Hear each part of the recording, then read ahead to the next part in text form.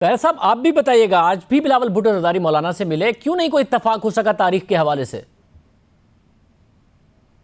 शाहज़ेब, ये कोई ऐसी इसमें कोई अचंभे वाली बात नहीं है। आपको याद होगा कि जब ऑल पार्टीज़ कॉन्फ्रेंस हुई अपोजिशन की जमातों की, तो उसमें भी ये बात तय हुई थी कि हम कलेक्टिवली और सिंगुलरली दोनों तरह तहरीक चलाएंगे।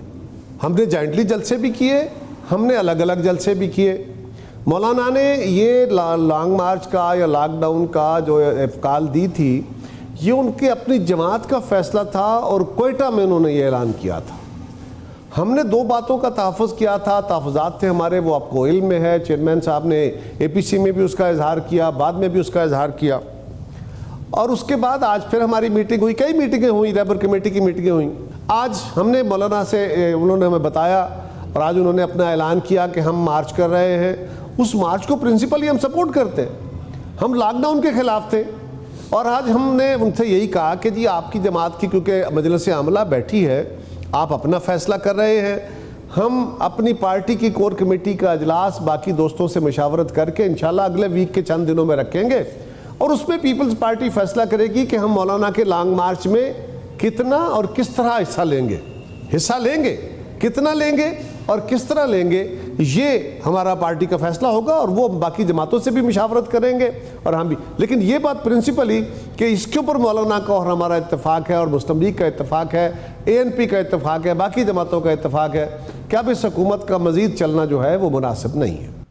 अच्छा, मगर ये बात तय है कि आप किसी भी धरने का और लॉकडाउन का कम से कम हिस्सा नहीं बनेंगे। ज़रा एहतजाज करना हर एक का हक है, मगर उस एहतजाज से दूसरों की ज़िंदगी या हुकूमत का काम मुतासिर हो, ये हक नहीं है। तो कम से कम लॉकडाउन और किसी भी तरीके से इस तरीके से धरना हो कि जिससे हुकूमती मशीनरी मुतासिर हो जाए, इसका आप हिस्सा नहीं बनेंगे। धरने के ऊपर तो हमारा पोजीशन ऑलरेडी क्लियर है ना, जिस पर तो हम वाजे हैं, लेकिन उसका फैसला जो है वो हमारी पार्टी की जो सेंट्रल कमेटी है या कोर कमेटी है, वो चेयरमैन साहब अगले हफ्ते के इब्तदाई दिनों में उस पर उससे मुशावरत करके फैसला करेंगे।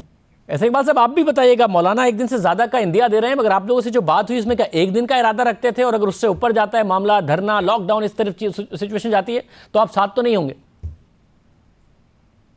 देखिए, जो मुझे अंदाज़ा है वो तो यही है कि वो कुछ दिनों का प्लान लेकर आ रहे हैं और वो एक बहुत बड़ा शो ऑफ पावर करना चाहते हैं। कल उन्होंने हमें बताया था, कुछ अंदाज़ा दिया था कि किस सतह के ऊपर उनकी तैयारी है, और मैं समझता हूं कि अगर हुकूमत ने इस बारे में कुछ गैर दानिशमंदी की तो ये चीज़ काफ़ी फैल सकती है।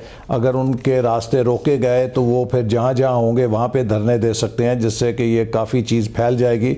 ऐसा ना हो कि इस्लामाबाद का धरना पूरे मुल्क का धरना हो जाए। लिहाजा हुकूमत को बहुत दानिशमंदी के साथ इस सूरत हाल को डील करना चाहिए, और ये जो मुतालबा जिसके ऊपर मौलाना साहब आ रहे हैं, उन तमाम मुतालबात को जिनमें आइन की बालादस्ती, इस हुकूमत का खात्मा और नए इलेक्शन का इनेकाद है, इन तीनों मुतालबों को सारी अपोजिशन की हमायत हासिल है। और हुकूमत अगर इस सूरत हाल से बचना चाहती है तो मेरे ज़ाती राय में इसका वाहिद रास्ता ये है कि हुकूमत को फौरी नए इंतखाबात करने के लिए मुल्क में एक मीनिंगफुल डायलॉग शुरू करना चाहिए। आप देखिए, हालात तो यहाँ तक पहुँच गए हैं कि अब इस वक्त जो बिजनेसमैन है वो हुकूमत से मायूस होकर अब आर्मी चीफ के पास जाके आहो फगां कर रहे हैं।